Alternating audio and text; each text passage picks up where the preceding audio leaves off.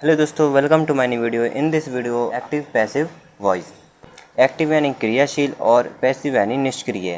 तो इसकी रूल होता है सब्जेक्ट का ऑब्जेक्ट बनाते हैं, ऑब्जेक्ट का सब्जेक्ट बनाते हैं। दूसरा रूल होगा पैसिव के वाक्यों में वर्ब की हमेशा थर्ड फॉर्म लगाते हैं। तीसरा होगा इसमें ऑब्जेक्ट के पहले हम यूज़ ऑफ वाई का प्रयोग करते हैं। वाई का प्रयोग यानी इसका मतलब होता है के द्वारा, ठीक है। तो ऑब्जेक्ट के पहले हम वाई का प्रयोग करते हैं। तो सब्जेक्ट हो जाएगा जैसे कि ही, शी, आई, वी, दे और यू। ये हो जाएगा सब्जेक्ट।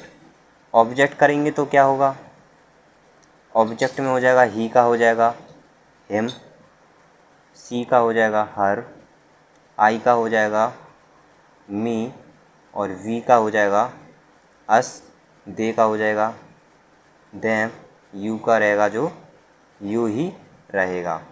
तो ये हो जाएगा ऑब्जेक्ट में। ओके, तो इस प्रकार से बदलेगा सब्जेक्ट ऑब्जेक्ट में। अब इसमें हम टेंस के बारे में जानते हैं। सेंटेंस जैसे कि आ जाएगा इनडेफिनिट में, इनडेफिनिट। इसे करेंगे कॉन्टिन्यूअस टेंस में, ठीक है। जो भी रहता है, जैसे कि इनडेफिनिट में आ जाएगा प्रेजेंट का, तो हम प्रेजेंट ही में करेंगे कंटिन्यू में। जैसे कि इनडेफिनिट में आ जाता है फ्यूचर इनडेफिनिट, तो हम फ्यूचर कॉन्टिन्यूअस टेंस में ही चेंज करेंगे। इस प्रकार से होगा। तो जैसे अब एग्ज़ाम्पल लेते हैं। अब हमने एक एग्ज़ाम्पल लिया, जैसे कि मैंने आपको इसका रूल हो जाएगा कि जब इनडेफिनिट में होगा तो हम उसे कंटिन्यू में करेंगे। तो देखिए एग्जांपल लिया है they do not right the answer. अब हमने देखा, इसको हमने पहचान लिया है डू से। तो डू जो आता है प्रेजेंट इंडेफिनिट में आता है, तो अब हम करेंगे इसे कंटिन्यूअस टेंस में। अब हमने देखा इसमें डू है यानी प्रेजेंट का हो गया है। अब प्रेजेंट का है तो प्रेजेंट कंटिन्यूअस टेंस में हो जाएगा, तो हो जाएगा दे। अच्छा, मैंने आपको रूल बताया यहाँ पर ऊपर, हम यहाँ पर गलती करने वाले थे कि यहाँ पर हम दे लिख रहे थे। तो मैंने आपको बताया यहाँ पर सब्जेक्ट का हम ऑब्जेक्ट करते हैं, ऑब्जेक्ट का सब्जेक्ट करते हैं। तो हमने देखा इसमें ऑब्जेक्ट है द आंसर, तो द आंसर लिखेंगे हम यहाँ पर। ये हमने लिखा द आंसर, ये तो हो गया ऑब्जेक्ट। तो हमने पहला जो रूल था उसके अकॉर्डिंग हम चले, तो मैंने ऑब्जेक्ट लिख लिया है द आंसर। अब हम देखेंगे इसमें हेल्पिंग वर्ब है डू यानी प्रेजेंट इंडेफिनिट की है। अब हम करेंगे इसे कंटिन्यू में। तो अब हमने देखा कि द आंसर, अब द आंसर है, अब ये सिंगुलर है कि प्लूरल है ये हमें बताना है।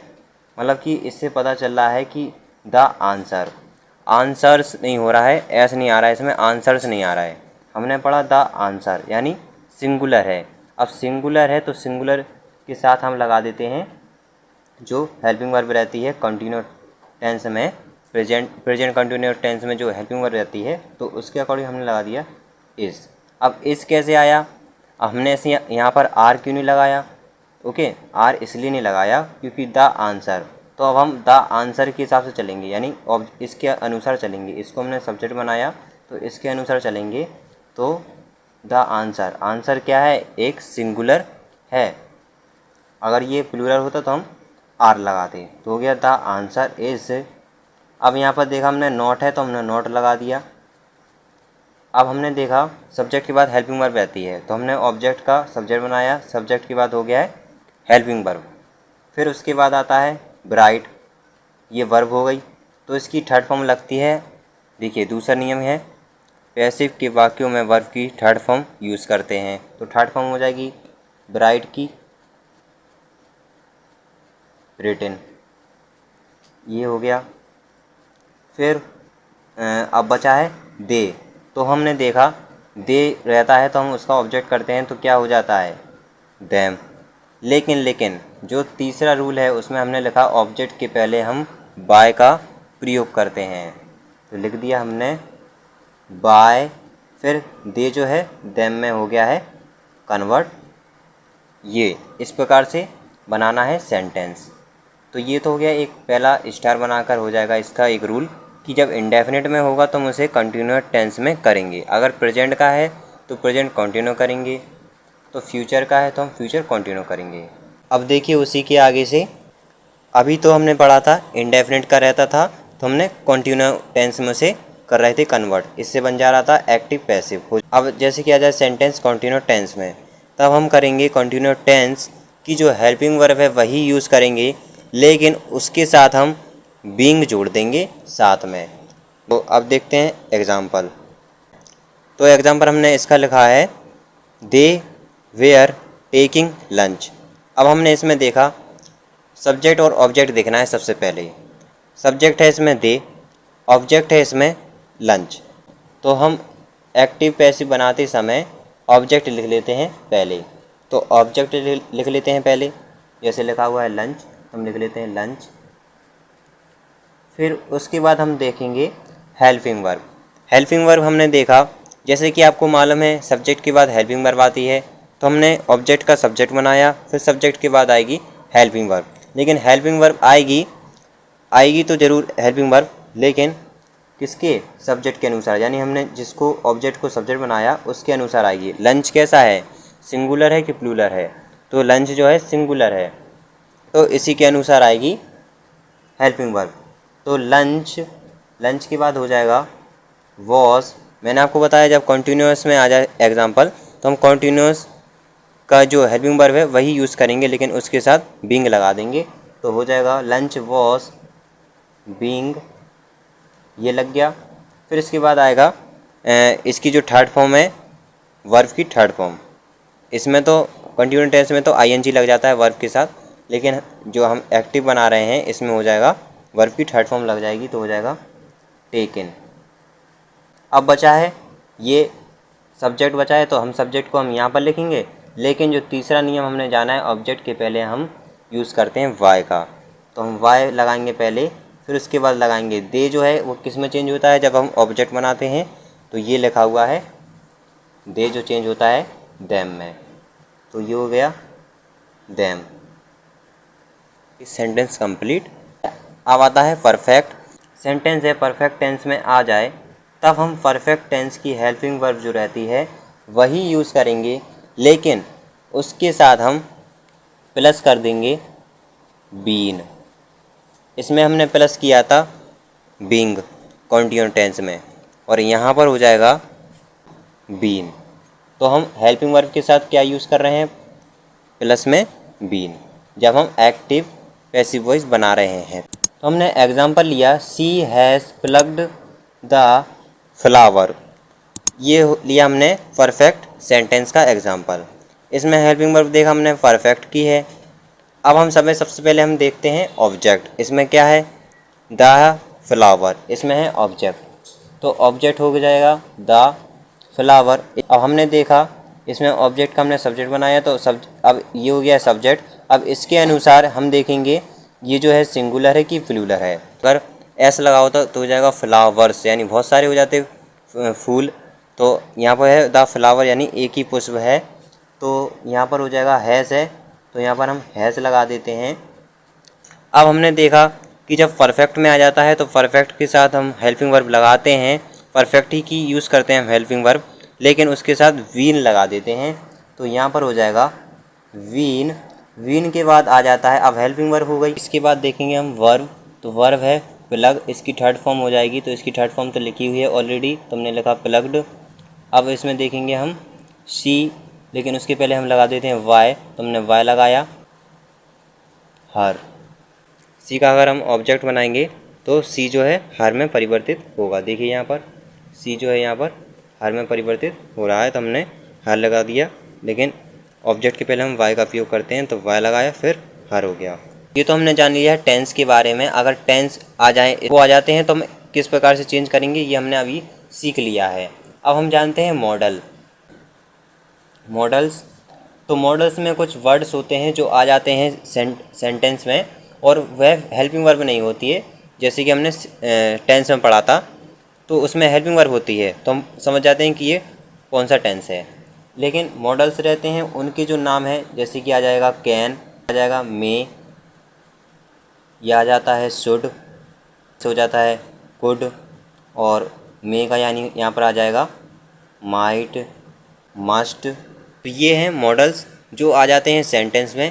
तो इसका रूल होगा, अगर मॉडल आ जाए तो मॉडल के साथ हम प्लस कर देते हैं बी। मॉडल आ जाए, अगर कैन आ जाए तो कैन के साथ हम करेंगे वी का यूज़। देखिए यहाँ पर है कॉन्टिन्यूअस टेंस। अगर कॉन्टिन्यूअस टेंस है और मैंने आपको बताया हम कॉन्टिन्यूअस टेंस में विंग का प्रयोग करते हैं। अगर सेंटेंस आ जाए नेगेटिव में तो नेगेटिव यानी नॉट लग जाएगा पहले और विंग लग जाएगा उसके बाद। जैसे कि यहाँ पर दे है, वर लिखा हुआ है, यहाँ पर इसके बाद आ जाए नॉट टेकिंग लंच, तो लंच ऐसी प्रकार लिखा।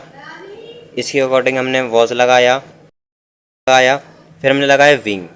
विंग हमें नहीं लगाना है, अगर नेगेटिव हो जाए यहाँ पर तो हमें वॉज हेल्पिंग वर्ब के बाद नॉट लगाना है, फिर उसके बाद लगाना है विंग टेकन बाय देम, वही रहेगा सेंटेंस। तो मॉडल में मैंने आपको बताया इसके साथ हम बी प्लस कर देते हैं जब मॉडल आ जाए।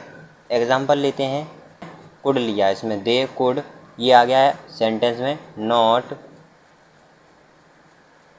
Finish the work. हमने लिया पहले कुड, अब कुड की जगह पर मे आ सकता है, शुड आ सकता है, मस्ट आ सकता है। नॉट है, इससे हमें कोई दिक्कत होने वाली नहीं है, इसके लिए हम लिखेंगे। अब हमने देखा रूल जो पहला रहता है, ऑब्जेक्ट देखते हैं, इसमें ऑब्जेक्ट है द वर्क, हमने लिखा द वर्क। अब हमने द वर्क लिखा, इसके बाद रहती है हेल्पिंग वर्ब, लेकिन हेल्पिंग वर्ब तो इसमें दी नहीं है। मॉडल दिया है तो मॉडल लिख लेते हैं। कुड है तो हम कुड ही लिखेंगे, इसके साथ हम लगा देते हैं वी। लेकिन जब नेगेटिव में दिया हो सेंटेंस तो हम पहले नॉट लगाते हैं, उसके बाद लगाते हैं बी। अगर नेगेटिव में नहीं दिया होता है तो हम वी लगा देंगे कुड के बाद। और अब इसके बाद हेल्पिंग वर्ब हो गई। अब इसके बाद बची है वर्ब, तो वर्ब लगा देते हैं, इसकी थर्ड फॉर्म हो जाएगी फिनिश्ड, ईडी लग गया इसमें।